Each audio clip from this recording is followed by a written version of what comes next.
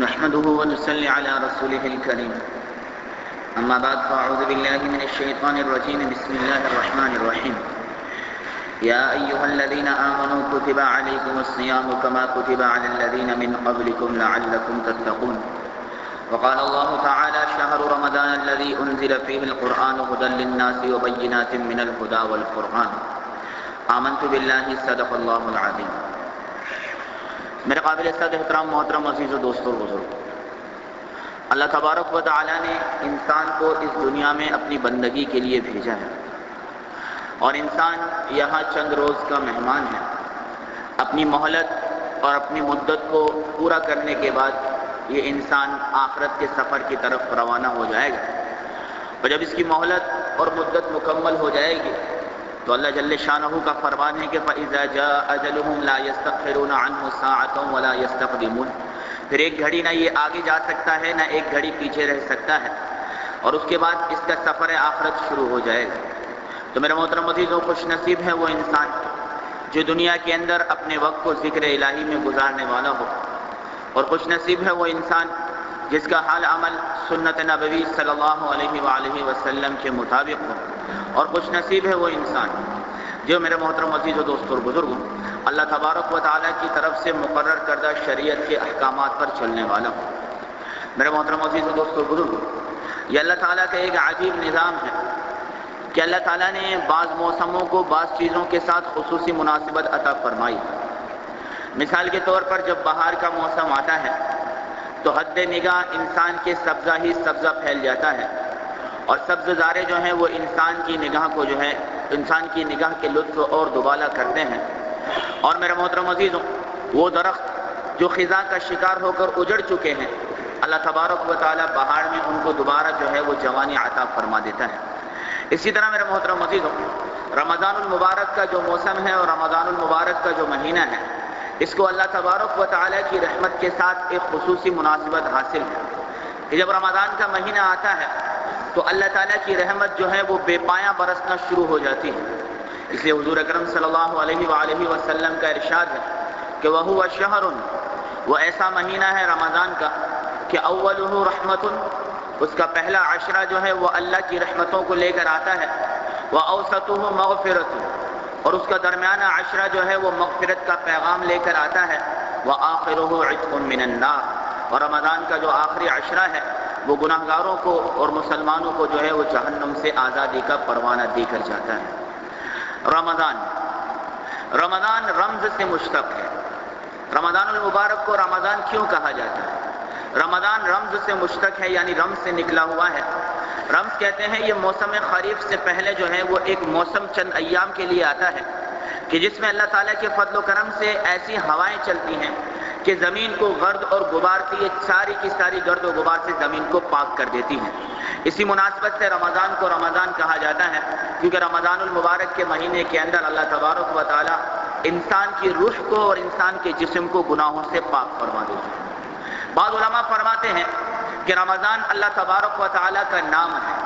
اور جس طرح اللہ تعالیٰ کی رحمت کے آگے گناہگاروں کے گناہ جو ہیں کوئی حیثیت نہیں رکھتے، بڑے سے بڑے گناہگاروں کے گناہوں کو اللہ تعالیٰ اپنی رحمت کے آگے حیج فرما کر ختم فرما دیتے ہیں، اسی طرح رمضان المبارک کے اندر بھی گناہگاروں کے گناہوں کو اللہ تبارک و تعالیٰ جو ہے اس ماہ مبارک کی برکت سے اور اس ماہ مبارک کی جو ہے وہ فضیلت سے ختم فرما دیتی ہیں۔ میرے محترم عزیز و دوستوں اور بزرگوں، رمضان المبارک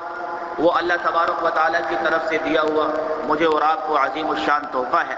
کہ جس کے بارے میں ارشاد ہوا آپ صلی اللہ علیہ وسلم کا کہ جب سے اللہ تبارک و تعالیٰ نے رمضان المبارک کو لیل و نہار یعنی دن رات کے نظام کے اندر اس مہینے کو شامل کیا گیا ہے، اس وقت سے انسان کی رشد اور ہدایت کے لیے آسمان سے جو کوئی بھی صحیفہ نازل ہوا ہے،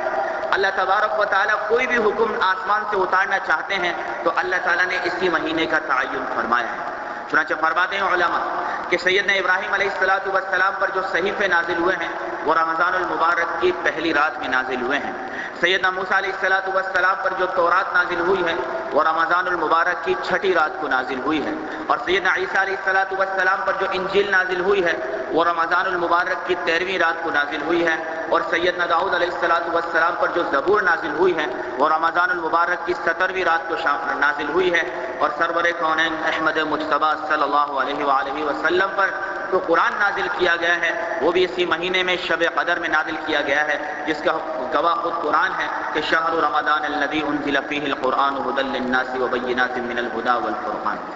میرے محترم عزیز و دوست اور بزرگوں، یہ وہ عظیم الشان مہینہ ہے کہ روزانہ اس کے افطار کے وقت میرے محبوب صلی اللہ علیہ وسلم نے فرمایا کہ جب روزے دار روزہ افطار کرتے ہیں تو اللہ تبارک و تعالیٰ 60,000 ایسے مسلمانوں کو جن پر جہنم واجب ہو چکی ہے ان کے گناہوں کی وجہ سے ان کو جہنم سے آزاد کر کے جنت میں داخل فرما دیتے ہیں۔ حضرت حسن رضی اللہ تعالی عنہ سے روایت ہے کہ حضور اکرم صلی اللہ علیہ وآلہ وسلم نے ارشاد فرمایا کہ اللہ تبارک و تعالی روزانہ ہی افطار کے وقت 6 لاکھ ایسے مسلمانوں کو جن پر جہنم واجب ہو چکی ہے ان کو جہنم سے نکال کر جنت کے اندر داخل فرما دیتے ہیں۔ اور سیدنا ابن عباس رضی اللہ تعالی عنہ سے روایت ہے کہ حضور اکرم صلی اللہ علیہ وآلہ وسلم نے ارشاد فرمایا کہ رمضان المبارک میں روزانہ افطار کے وقت اللہ تبارک و تعالی 10 لاکھ ایسے مسلمانوں کو جن پر ان کے گناہوں کی وجہ سے جہنم واجب ہو گئی تھی اللہ تعالی جہنم سے آزاد فرما کر جنت میں داخل فرما دیتے ہیں۔ اور فرمایا میرے محبوب صلی اللہ علیہ وسلم نے کہ جب رمضان کا آخری روزہ آتا ہے، آخری افطار آتی ہے، تو اول رمضان سے لے کر آخر رمضان تک جتنے بھی لوگوں کو اللہ تبارک و تعالی نے جہنم سے آزاد کیا ہوتا ہے اسی کے باقدر لوگوں کو اللہ تبارک و تعالی جہنم سے آزاد کر کے جنت میں داخل فرما دیتے ہیں۔ تو میرے محترم عزیز و دوست اور بزرگوں، یہ اللہ تبارک و تعالیٰ کا وہ عظیم الشان مہینہ ہے جس کے بارے میں حضور اکرم صلی اللہ علیہ وسلم نے ارشاد فرمایا کہ رجب کے مہینے کو تمام مہینوں پر ایسی فضیلت حاصل ہے جیسا کہ قرآن کو تمام آسمانی کتابوں پر، شعبان کے مہینے کو تمام مہینوں پر ایسی فضیلت حاصل ہے جیسا کہ مجھے پورے کے پورے انبیاء کرام پر، اور رمضان کے مہینے کو تمام مہینوں پر ایسی فضیلت حاصل ہے جیسے خود خدا کو اپنی تمام کی تمام مخلوقات پر فضیلت حاصل ہے۔ اس لیے فرمایا حضور اکرم صلی اللہ علیہ وسلم نے کہ الرمضان شہر اللہ، رمضان جو ہے وہ اللہ تبارک و تعالیٰ کا مہینہ ہے۔ باقی 11 مہینوں کی نسبت اللہ تبارک و تعالیٰ نے اپنی طرف نہیں فرمائی، ویسے تو لیل و نہار یعنی دن رات اللہ تعالیٰ ہی کے بنائے ہوئے ہیں، لیکن رمضان المبارک کی ایک ایک ساعت، ایک ایک گھڑی، ایک ایک دن، ایک ایک رات کے بارے میں اللہ تعالیٰ نے ارشاد فرمایا یہ تیرے رب کے لیے ہیں، اور اس میں تو اپنی تمام کی تمام دنیاوی مصروفات کو ترک کر کے ایک اپنے رب سے تعلق بنا، اور اس مہینے کو جب تو ایسا گزارے گا کما حقہ جیسا گزارنے کا حق ہے، تو اللہ تبارک و تعالیٰ اس کی انتہا کے اندر جب یہ ختم ہوگا تیرے اندر تقوی کی ایسی صفت پیدا فرما دیں گے کہ گناہ کے اسباب کی موجودگی کے اندر بھی گناہ کی طرف جانے کا تیرا دل نہیں کرے گا۔ وہ اس کی برکت سے ہوگا جو رمضان المبارک کے مہینے کو پورے آداب کے ساتھ، پورے احترام کے ساتھ گزارے گا۔ فرمایا حضور اکرم صلی اللہ علیہ وآلہ وسلم نے کہ من صام نفسہ فی شہر رمضان، جو رمضان المبارک کے اندر فرمایا کہ روزوں کو رکھے گا ایسے طریقے سے کہ فرمایا کس طرح کہ پورے کے پورے جسم کے اوپر انسان کا روزہ نظر آ جائے، یہ آنکھ روزہ رکھے کہ روزہ رکھ کر یہ ٹی وی کی طرف اور نامحرم عورتوں اور مردوں کی طرف نہ جائے، یہ ہاتھ روزہ رکھے کہ روزہ رکھ کے ظلم اور زیادتی کی طرف نہ جائے، یہ پاؤں روزہ رکھیں کہ روزہ رکھ کے غلط جگہوں کی طرف نہ جائیں، یہ دل اور دماغ روزہ رکھے کہ اس میں اللہ کی یاد، اللہ کی محبت پیدا ہو جائے۔ فرمایا کہ جس نے اس طریقے سے روزہ رکھا، من صام نفسہ فی شہر رمضان، اللہ تعالیٰ نے، اللہ کے رسول نے فرمایا زوجہ اللہ کل لیلۃ 100 حورات، اللہ تعالیٰ ہر روزے کے بدلے میں رمضان کی ہر رات میں روزے دار کا 100 حوروں سے نکاح فرما دیتے ہیں۔ اور ارشاد فرمایا غفر له ما تقدم من ذنبه،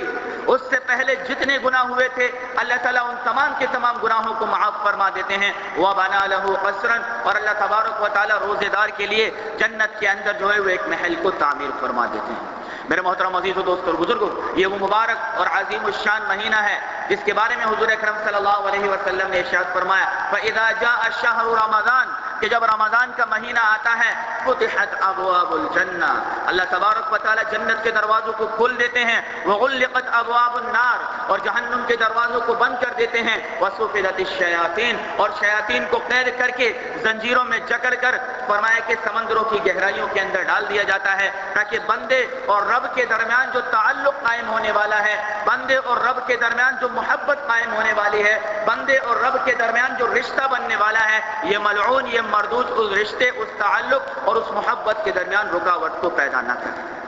اب میرے محترم عزیز و دوستوں اور بزرگوں، اللہ تعالیٰ کا فرمان ہے کہ یا ایھا الذین آمنوا کتب علیکم الصیام کما کتب علی الذین من قبلکم لعلکم تتقون، اے ایمان والوں تم پر روزے فرض کیے گئے ہیں ہو بہو اسی طرح جیسا کہ تم سے پچھلی امتوں پر بھی روزوں کو فرض کیا گیا تھا، تو معلوم ہوا کہ روزہ صرف امت محمدیہ کو نہیں ملا کہ صبح سے شام تک تم ہی بھوکے پیاسے رہو، ہم سے پہلے بھی امتوں پر روزے فرض کیے گئے ہیں، اور اللہ تعالیٰ نے روزے کی جان، روزے کی شان کیا بتائی؟ لعلکم تتقون۔ کیا بات ہے، اللہ کیوں صبح سے شام تک بھوکا رکھتا ہے؟ کیا تجھے بھوکا پیاسا رکھنے میں تیرے رب کو مزہ آتا ہے، یا تیرے رب کی نعوذ باللہ من ذالک رزق میں کمی آ گئی ہے کہ رمضان المبارک میں سارا دن بھوکے پیاسے رہو تاکہ مال اسٹاک ہو کے جمع ہو جائے؟ اللہ تعالیٰ نے فرمایا میرا بندہ، یہ جو تجھے بھوک اور پیاس برداشت کروائی جاتی ہے لعلکم تتقون، اس کی بنیادی وجہ یہ ہے کہ تیرے دل میں میرا خوف پیدا ہو جائے، تو رمضان المبارک کی بھوک اور پیاس کو برداشت کرے، اور اس کے بعد میدان حشر کی پیاس کا تو احساس کرے کہ ہائے میرے مولا، صبح سے شام تک جب میں پیاس کو برداشت نہیں کر سکتا، اگر میں گناہگار مر گیا اور گناہگاری کی حالت کے اندر میں میدان حشر میں چلا گیا جہاں کا ایک دن 50,000 سنہ 50,000 سال کے برابر ہوگا اور کوئی پینے کو پانی نہیں ملے گا، اس دن میرا کیا ہوگا؟ یہاں کی بھوک کو برداشت کر کے اپنے اندر تو غریبوں کی بھوک کے احساس کو پیدا کرنے والا بنے کہ میں صبح سے شام تک بھوکا ہوں، میری آنتیں کس طرح کھنچتی چلی جاتی ہیں، جن کو اللہ نے نہیں دیا، جن کو اللہ تعالیٰ نے غریب رکھا ہے، وہ بھوک کو کس طرح برداشت کریں گے؟ اس لیے رمضان المبارک غم خواری کا مہینہ ہے، اس کے اندر اللہ تبارک و تعالیٰ دوسرے مسلمانوں کا غم مسلمان کے دل کے اندر پیدا فرما دیتے ہیں۔ رمضان المبارک میرے محترم عزیزوں اللہ کی رحمت کے لینے کا، اللہ کے خوف کو اور تقوی کو دل میں پیدا کرنے کا مہینہ ہے کہ اسی مہینے کے اندر اللہ تبارک و تعالیٰ انسان کے دل اندر ایسا خوف پیدا فرماتے ہیں جو پورا سال کارآمد ہے۔ اب رمضان المبارک کے مہینے میں کرنا کیا ہے؟ صحابہ کرام رضوان اللہ تعالی علیہم اجمعین ارشاد فرماتے ہیں کہ حضور اکرم صلی اللہ علیہ وآلہ وسلم سے ہم رمضان المبارک کے اندر 3 باتوں کا اہتمام بہت زیادہ پاتے تھے۔ ویسے تو وہ 3 باتیں پورا سال نظر آتی تھی، لیکن رمضان المبارک کے اندر وہ زیادہ ہو جایا کرتی تھی۔ فرماتے ہیں کہ سب سے پہلی بات تو یہ کہ آپ صلی اللہ علیہ وسلم عبادت کا بہت زیادہ اہتمام فرمایا کرتے تھے۔ ویسے تو پورا سال اللہ کے رسول عبادت کا اہتمام فرماتے تھے، جس سے کہ حدیث میں آتا ہے کہ حتی یتوارم قدماہ، یعنی ایسی طویل نمازیں اللہ کے رسول عام دنوں میں بھی پڑھا کرتے تھے کہ قدم مبارک کے اوپر ورم پڑ جایا کرتے تھے، لیکن رمضان المبارک کے اندر عام دنوں کی بنسبت جو ہے وہ عبادت میں اللہ کے رسول صلی اللہ علیہ وسلم کی اضافہ ہو جایا کرتا تھا۔ اور فرماتے ہیں دوسرا عمل جو اللہ کے رسول بہت زیادہ فرمایا کرتے تھے وہ یہ کہ آپ صلی اللہ علیہ وسلم صدقات اور خیرات بہت زیادہ فرمایا کرتے تھے۔ رمضان المبارک میں اپنے ہاتھوں کو کھول دیا کرتے تھے، جو اللہ کا مال ہاتھ میں آتا تھا اسے خیرات، صدقات اور زکات کے ذریعے سے آگے کر دیا کرتے تھے۔ اور تیسرا میرے محترم عزیز یہ ارشاد فرمایا کہ دعاؤں کا بہت زیادہ آپ صلی اللہ علیہ وسلم اہتمام فرمایا کرتے تھے۔ ویسے تو اللہ سے پورا ہی سال مانگنا ہوتا تھا، لیکن رمضان المبارک کے اندر عام سالوں کی نسبت، عام دنوں کی نسبت جو ہے بہت زیادہ مانگنے کا اہتمام کیا جاتا تھا۔ تو 3 چیزیں آپ صلی اللہ علیہ وسلم سے رمضان المبارک میں زیادہ ہوتی تھی، یہ مرد اور عورت دونوں کے لیے برابر ہے۔ عبادت کا اہتمام زیادہ، صدقات خیرات زیادہ، اور اس کے ساتھ ساتھ دعاؤں کا اہتمام زیادہ۔ اب عبادات کے اندر مختلف چیزیں ہیں، جیسے کہ میرے محترم عزیزو تہجد کی نماز ہے۔ ویسے تو تہجد کی نماز پورا سال ہی پڑھنی چاہیے، لیکن رمضان المبارک کے اندر اگر تہجد کی فرمایا کہ موقع مل جائے تو یہ نور علی نور ہے۔ فرمایا حضور صلی اللہ علیہ وسلم نے کہ من صلی رکعتین فی جوف اللیل خیر من الدنیا وما فیہا،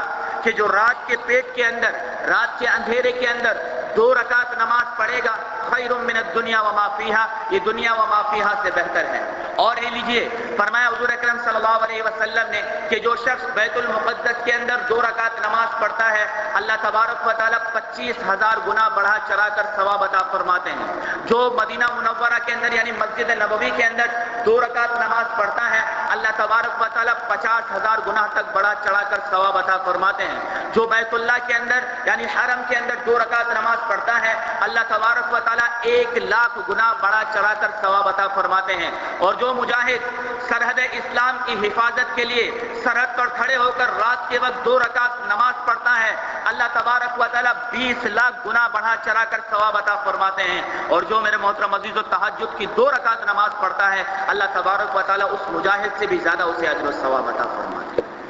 اور پھر رمضان المبارک کے اندر تو اللہ کا کرم ہے میرے بھائی کہ ہمارے لیے تہجد کی نماز پڑھنا اور آسان ہو گیا۔ سحری کا جو وقت ہے سب سے بہترین وقت ہے نماز کے لیے. ہم سحری کے لیے جب اٹھیں یا جاگ کر اپنے گھر جائیں میرے بھائی، جب تک ہماری والدہ جو ہے وہ سحری لگا رہی ہو اس وقت تک وضو کر کے 2 رکعت نماز پڑھ کے اللہ سے دعا مانگ لی جائے. یا تہجد کی نماز پڑھ لیں گے، وہاں سحری لگ جائے گی، یہاں اللہ سے مانگنا ہوگا، وہاں سحری ہو جائے گی، اور اس کے ساتھ ساتھ 2 رکعت نماز پڑھنے کا ثواب مجھے اور آپ کو اللہ تعالیٰ عطا فرما دے. اس کے ساتھ ساتھ صلاۃ تسبیح کا اہتمام کرنا چاہیے، روزانہ یہ اہتمام کرنا چاہیے. فرمایا کہ صلاۃ تسبیح کے بارے میں کہ یہ اگلے اور پچھلے تمام گناہوں کی بخشش کا ذریعہ بن جاتی ہے. قرآن تلاوت کی، قرآن پاک کا بہت زیادہ اہتمام ہو، قرآن کی تلاوت کا بہت زیادہ اہتمام ہو. کیوں کہ شہر رمضان الذی انزل فیہ القرآن، یہی تو وہ مہینہ ہے کہ جس مہینے کے اندر اللہ نے قرآن کو نازل کیا. اور ایک کیسا قرآن اس مہینے میں پڑھنا چاہیے کہ جبرائیل امین عرش سے تشریف لاتے اور فرش پر بیٹھ کر آپ صلی اللہ علیہ وسلم کے ساتھ قرآن کا دور کرتے، اللہ کے رسول ان کو قرآن سناتے، جبرائیل امین قرآن سنتے. اس لیے تو میرے محبوب نے فرمایا خیرکم من تعلم القرآن وعلمہ، تم میں سے بہترین ہے وہ شخص جو قرآن خود بھی سیکھے اور دوسروں کو بھی سکھائے. حضرت علی بن طالب رضی اللہ تعالی عنہ سے روایت ہے کہ حضور اکرم صلی اللہ علیہ وسلم نے ارشاد فرمایا کہ جو نماز کے اندر کھڑے ہو کر تلاوت کرتا ہے، جو نماز میں کھڑے ہو کر الحمدللہ رب العالمین یا کوئی اور سورت تلاوت کرتا ہے، اللہ ہر حرف کے بدلے میں سونے کی عطا فرماتا ہے. اور جو فرمایا نماز کے اندر بیٹھ کر قرآن کی تلاوت کرتا ہے، اللہ ہر حرف کے بدلے میں 50 نیکی عطا فرماتا ہے. اور جو باوضو یعنی وضو کے ساتھ بغیر نماز کی تلاوت کرتا ہے، اللہ ہر حرف کے بدلے میں 10 نیکی عطا فرماتا ہے. اور جو میرے محترم عزیزو تلاوت کرتا نہیں ہے، صرف کرنے والے کی تلاوت سنتا ہے، اللہ تبارک و تعالی ہر حرف کے بدلے میں اس کو 1 نیکی عطا فرماتا ہے. ذکر و عبادت کے اندر میرے محترم عزیزوں سنیے، فرمایا جو لا الہ الا اللہ وحدہ لا شریک لہ احدا صمدا لم یلد ولم یولد ولم یکن لہ کفوا احد. میں نے ایک مرتبہ یہ آپ کو پڑھ کے سنا دیا، ایک فرشتے نے میرے اعمال نامے کے اندر 20 لاکھ نیکیوں کو داخل کر دیا. ایک مرتبہ اس کلمے کا پڑھنا، لا الہ الا اللہ وحدہ لا شریک لہ احدا صمدا لم یلد ولم یولد ولم یکن لہ کفوا احد، ایک مرتبہ جو اس کلمے کو پڑھتا ہے اللہ تعالیٰ 20 لاکھ نیکیاں عطا فرماتے ہیں. میں زیادہ کی بات نہیں کرتا، دن میں 5 نمازیں ہیں، آپ ہر نماز کے بعد اس کو 1 مرتبہ پڑھنے کا اہتمام کیجئے. 1 کروڑ نیکیاں روزانہ ایک فرشتہ آپ کے اعمال نامے کے اندر داخل فرما دے. اور فرمایا حضور اکرم صلی اللہ علیہ وسلم کہ جو 1 مرتبہ یہ دعا پڑھ لے، جزا اللہ عنا محمدا ما هو اہلہ، جزا اللہ عنا محمدا ما هو اہلہ، 1 مرتبہ جو اس کو پڑھ لے تو 70 فرشتوں کو قیامت کے دن تک اس کا اجر لکھنے سے تھک جاتے ہیں، لیکن اس کا جو اجر ہے وہ 70 فرشتے لکھ نہیں سکتے. تو عبادت کا بہت زیادہ اہتمام تھا. اور فرمایا صلی اللہ علیہ وسلم نے کہ جو شخص 1 مرتبہ سورہ یاسین کی تلاوت کرتا ہے، 1 مرتبہ، اللہ تبارک و تعالی اس کو 10 قرآن پاک پڑھنے کا ثواب عطا فرماتے ہیں. اور ارشاد فرمایا حضور اکرم صلی اللہ علیہ وآلہ وسلم نے عبادت ہی کے بارے میں کہ جو شخص 10 مرتبہ سورہ اخلاص پڑھنے کا اہتمام کرتا ہے تو اللہ تبارک و تعالی، جو شخص 10 مرتبہ سورہ اخلاص کے پڑھنے کا اہتمام کرتا ہے، اللہ تبارک و تعالی اس کو جو ہے وہ جہنم سے آزاد اور جہنم سے بری لکھ دیتے ہیں. تو میرے محترم عزیز و دوستو اور بزرگو، یہ عبادات ہے. دوسرے نمبر پر اس مہینے کے اندر آپ صلی اللہ علیہ وسلم صدقات اور خیرات کا بہت زیادہ اہتمام فرمایا کرتے تھے. صدقات اور خیرات کے اہتمام کے بارے میں کل بات آپ حضرات کے سامنے مفصل آ گئی تھی، جس طرح کل بھی عرض کیا تھا کہ فرمایا جب کوئی آدمی اللہ کے نام پر صدقہ خیرات کرتا ہے، زکات دیتا ہے، ایک فرشتہ دعا دیتا ہے، اللہم اعطی منفقا خلفا واعطی ممسکا تلفا، اے اللہ جو خرچ کرے، جو غنی ہے، جو انفاق فی سبیل اللہ کرنے والا ہے، اس کے مال میں بڑھوتری ڈال، اس کے مال کو بڑھا. اور جو فرمایا کہ کنجوس ہے اور جو فرمایا کہ اپنے مال کو روک کے رکھتا ہے، اس کے مال پر تو ہلاکت کو داخل فرما دے. اور آپ صلی اللہ علیہ وسلم نے فرمایا ما نقص صدقۃ من مال، اے میرے امتیوں یاد رکھنا، میری امت کے مرد اور عورتوں یاد رکھنا، کوئی بھی صدقہ مال میں کمی پیدا نہیں کر سکتا، اس لیے کہ اللہ کا فرمان ہے یمحق اللہ الربا ویربی الصدقات، اللہ سود سے مال کو گھٹاتا ہے اور صدقے سے مال کو بڑھاتا ہے. اور تیسرے نمبر پر آپ صلی اللہ علیہ وسلم اس ماہ مبارک میں دعاؤں کا بہت زیادہ اہتمام کرتے ہیں. اب دعاؤں کے زمرے میں ایک بات سمجھنے کی میرے بھائی کہ دعائیں تو ہم روزانہ ہی مانگتے ہیں، لیکن تھوڑی سی توجہ کے ساتھ میں 8 یا 10 آپ حضرات کے سامنے دعاؤں کے آداب بیان کر دیتا ہوں. اگر ان آداب کو ملحوظ رکھ کے دعائیں مانگی جائے تو اللہ تبارک و تعالی میرے محترم عزیزو سب دعاؤں کے مانگنے والوں سے دعاؤں کو قبول کرنے والا ہوتا ہے. اس لیے فرمایا دعا کے قبول سے پہلے چند چیزوں کا خیال کرنا چاہیے. نمبر 1، دعا مانگنے سے پہلے کوئی نیک عمل کر لیا جائے، نماز پڑھ لی جائے، ذکر و اذکار کر لیا جائے، تلاوت قرآن پاک کر لی جائے، کوئی صدقہ اور خیرات کر لیا جائے. غرض یہ کہ کچھ بھی کوئی بھی نیک عمل دعا مانگنے سے پہلے ضرور کرنا چاہیے۔ دوسرے نمبر پر دعا جو مانگی جائے وہ باوضو ہو کر دعا مانگنی چاہیے۔ تیسرے نمبر پر ارشاد فرمایا کہ بھئی دعا مانگتے وقت انسان کو دو زانو ہو کر، یعنی جس طرح تشہد کی حالت میں، تحیات کی حالت میں ہم بیٹھتے ہیں، اس طرح بیٹھ کر اللہ تعالیٰ سے دعا مانگنی چاہیے۔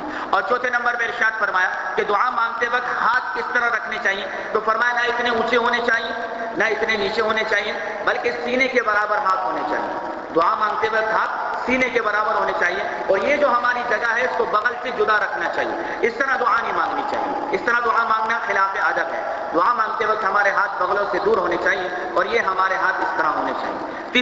پانچویں نمبر پہ ارشاد فرمایا کہ جو بھی دعا مانگی جائے 3 مرتبہ مکرر مانگی جائے۔ جو دعا قبول کروانی ہے اس کو مکرر 3 مرتبہ ضرور مانگا جائے۔ یا اللہ تو مجھے معاف فرما دے، اے اللہ تو ہمیں معاف فرما دے، اے اللہ تو ہمیں معاف فرما دے۔ اس طرح جو بھی دعا مانگنی ہے دنیا و آخرت کے لیے اس کو 3 مرتبہ مکرر کر کے مانگنی چاہیے۔ اور ارشاد فرمایا کہ دعا مانگتے وقت آسمان کی طرف نگاہ نہیں اٹھانی چاہیے۔ آسمان کی طرف دعا مانگتے وقت نگاہ نہیں اٹھانی چاہیے، نگاہ اپنی ہتھیلی پر رکھنی چاہیے، اور دعا مانگتے وقت میرے محترم عزیزوں اپنے ہاتھوں کی انگلیوں کو تھوڑا سا کشادہ رکھنا چاہیے، اپنے ہاتھوں کی انگلیوں کو تھوڑا سا کشادہ رکھنا چاہیے۔ اور آخر میں ارشاد فرمایا کہ پورے یقین کے ساتھ دعا مانگنی چاہیے کہ اللہ تبارک و تعالیٰ نے قرآن میں ارشاد فرمایا وقال ربکم ادعونی استجب لکم، اور میرے محبوب تیرا جو کوئی بھی امتی مجھے پکارے گا تیرا رب عرش سے اسے جواب دینے والا بنے گا۔ یہ دعاؤں کے چند آداب ہیں، ان آداب کو ملحوظ رکھ کے اگر دعائیں مانگی جائیں باوضو ہو کر مانگی جائے، دعا سے پہلے کوئی نیک عمل کر لیا جائے، 2 زانو ہو کر یعنی اتحیات کی شکل میں بیٹھ کے مانگی جائے، ہر دعا کو 3 مرتبہ مکرر مانگا جائے، دعا سے پہلے کوئی نیک عمل کر لیا جائے، دعا کے وقت ہاتھ سینے کے برابر اور بغلوں سے اپنے ہاتھوں کو دور رکھا جائے، اسی طرح دعا پورے یقین کے ساتھ مانگنی چاہیے، دعا کے وقت اپنی نظر کو آسمان کی طرف نہیں اٹھانا چاہیے۔ ان 8 فرمایا کہ آداب کا لحاظ رکھ کے جو بھی دعا مانگی جائے گی مجھے اللہ کی ذات سے امید ہے کہ اللہ تبارک و تعالیٰ اس دعا کو ضرور قبول فرمائیں گے۔ بہرحال میرے محترم عزیزوں دوستوں اور بزرگوں، بات سمجھ میں آنے کی ہے کہ اللہ تبارک و تعالیٰ کے یہاں بڑا عجیب نظام ہے۔ کل قیامت کا دن ہوگا میرے بھائی، تو کوئی آپ دیکھے آ رہا ہوگا ایسا اللہ والا کہ وہ کہے گا یا باری تعالیٰ میں نے عشاء کا وضو کیا اور 40 سال تک میں نے عشاء کے وضو سے فجر کی نماز پڑھی، اور ہم منہ لٹکائے کھڑے ہوں گے۔ کوئی آ رہا ہوگا یا باری تعالیٰ میرے پاس جتنا مال تھا میں نے سب تیرے نام پہ خرچ کر دیا، ہم یوں منہ لٹکائے کھڑے ہوں گے۔ کوئی آ رہا ہوگا یا باری تعالیٰ میں نے زندگی میں کبھی فجر کی نماز باجماعت نہیں چھوڑی، ہم یوں منہ لٹکائے کھڑے ہوں گے۔ کہیں حضرت بلال حبشی رضی اللہ تعالیٰ عنہ اپنی کمر اٹھا کے دکھائیں گے، دیکھ میرے مولا یہ تیرے دین کی خاطر میں نے مار کھائی۔ کہیں خباب بن ارد کمر دکھا رہے ہوں گے، یہ گڑے تیرے دین کی خاطر میری کمر پہ پڑے۔ کہیں حضرت سمیہ رضی اللہ تعالیٰ عنہ آ رہی ہوں گی، سب سے پہلے تیرے دین کی خاطر میں نے شہادت پائی۔ کہیں حضرت فاطمہ الزہرا رضی اللہ تعالیٰ عنہ آ رہی ہوں گی کہ کل کائنات کے سردار کی میں بیٹی تھی، پھر بھی میرا حال یہ تھا کہ میں گھر کی صفائی خود کرتی تھی، بیماری کے لیے میرے پاس دوائی کے پیسے نہیں ہوا کرتے تھے۔ ایسے وقت میں ہم منہ لٹکائے کھڑے ہوں گے۔ ارے میرے بھائی جب اتنے بڑے بڑے لوگ اپنے بڑے بڑے اعمال دکھائیں گے ہم شرمندہ ہو کر بیٹھ جائیں گے۔ جس طرح ہم کسی بڑے آدمی کی دعوت میں جائیں، بڑے بڑے قیمتی تحفے دیے جائیں، ہمارے ہاتھ میں کوئی 150 کا تحفہ ہو، ہمیں شرم آتی ہے دیتے ہوئے کہ یار ان تحفوں کے درمیان میری کیا حیثیت ہوگی۔ میرے محترم عزیزو اسی طرح قیامت کا دن ہو، اگر ہمارے پاس کچھ نہ ہو ہم اللہ تعالیٰ سے کہیں میرے مولا سال کے 11 مہینے ہماری سستی رہی، ہم کچھ نہ کر سکے، ہم کمزور تھے، ایک رمضان کا مہینہ ہم نے پوری عبادت کے ساتھ، اہتمام کے ساتھ، صحابیوں کے ساتھ، ذکر و عبادت کے ساتھ گزارا، یہ ٹوٹا پھوٹا مہینہ تیری قدموں کے اندر رکھتے ہیں، یہ ٹوٹی پھوٹی عبادت تیرے قدموں میں رکھتے ہیں، مجھے میرے رب کی ذات سے امید ہے اللہ تعالیٰ اسی پہ رکھ کے ہماری بخشش فرما دے۔ کیسے؟ فرمایا سیدنا ابراہیم علیہ السلام کو جلایا جا رہا ہے آگ کے اندر، اب سارے ہی لوگ آگ کو جلانے کی محنت کر رہے، ایک پرندہ اپنی چونچ میں ایک قطرہ اٹھا کے ڈال رہا، پھر قطرہ اٹھا کے پھر ڈال رہا، پھر قطرہ اٹھا کے پھر ڈال رہا۔ دوسرے پرندے نے کہا بھائی تیرے قطرے ڈالنے سے کیا ہوگا، اتنی بڑی آگ ہے نار نمرود، اس کو تو بجھانے کے لیے اللہ کی قدرت ہی چاہیے، تیرے قطروں سے کیا ہوگا۔ تو وہ پرندہ کہنے لگا بھائی بات یہ ہے کہ کل قیامت کے دن نمرود کی قوم کے 2 حصے کیے جائیں گے، ایک حصہ وہ ہوگا جو آگ کو بھڑکانے والا تھا، ایک حصہ وہ ہوگا جو آگ کو بجھانے والا ہو۔ میں جانتا ہوں میرا قطرہ کوئی کام نہیں کر سکتا، لیکن کم سے کم روز قیامت آگ کے بجھانے والوں میں تو میرا شمار ہو جائے گا۔ میں بھی جانتا ہوں میرے بھائی کہ پورے سال کے گناہ اور ایک رمضان کا مہینہ، لیکن میرے محترم عزیز و دوست اور بزرگوں، اللہ کی رحمت سے کیا فرمایا کہ یہ بعید ہے کہ اللہ ایک مہینے پر رکھ کر ہماری مغفرت فرما دے۔ ارے میرے بھائی، اگر آپ رمضان المبارک کے اندر چھوڑیے، اگر آپ کسی امیر کا دروازہ بھی پورا سال کھٹکھٹائیں، پورا مہینہ کسی امیر کا دروازہ بھی کھٹکھٹائیں، مہینے تک کھٹکھٹاتے رہیں، تو بھی وہ کھول کر کچھ نہ کچھ عنایت کر دیتا ہے۔ وہ تو مالک الملک ہے۔ اگر پورا مہینہ آپ اسی طرح 5 نمازوں میں حاضر ہو کر اپنے گناہوں پر معافی اللہ تعالیٰ کی ذات سے مانگتے چلے جائیں، تو اللہ تبارک و تعالیٰ کہے گا جا میرا بندہ، اس ایک مہینے کی عبادت پہ رکھ کے تجھے معاف کر دیا۔ تو بات یہ ہے میرے بھائی کہ گلہ تیری بے نیازی کا میں کروں کیسے، گلہ تیری بے نیازی کا میں کروں کیسے، مجھے اپنی ہی محبت میں کمی نظر آتی ہے۔ اللہ تعالیٰ کی عنایت تو بہت زیادہ ہے، حقیقت میں ہمیں مانگنا نہیں آتا۔ تو یہ رمضان کا مہینہ ہے، ہم اللہ سے اپنی محبت کو قائم کریں اور اللہ تعالیٰ سے اس مہینے کے اندر تقویٰ مانگے، اپنی آخرت کی کامیابی مانگے۔ اللہ تبارک و تعالیٰ مجھے اور آپ کو اپنے تمام کے تمام اعمال کو خالصتاً اللہ ہی کی ذات کے لیے کرنے کی توفیق عطا فرمائے۔ وآخر دعوانا ان الحمد للہ رب العالمین۔